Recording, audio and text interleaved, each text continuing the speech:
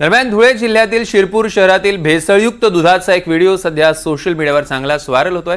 शिरपूर शहरातील एका दूध विक्री दुकानातून खरेदी केलेलं दूध काही तासातच खराब झालं। विशेष म्हणजे हे दूध उकळल्यावर ते अक्षरशः रबरासारखं झाल्याचं महिलेने या व्हिडिओत दाखवून दिलंय। स्थानिक नागरिकांनी हा प्रकार बघितला, आश्चर्य वाटलं त्यांना। संबंधित दूध विक्रेत्याविरुद्ध कारवाईची मागणी केली जाते। या घटनेमुळे बाजारात विक्री होणाऱ्या दुधाच्या गुणवत्तेबद्दल गंभीर प्रश्न निर्माण झालेले आहेत। दिवाळीसारख्या सणासुदीला मोठ्या प्रमाणात दूध विक्री होत असताना भेसळयुक्त दूध विक्रीचा प्रकार घडतोय। अन्न आणि औषध प्रशासन विभाग कारवाई का करत नाही असा गंभीर सवाल या निमित्तानं उपस्थित होत आहे।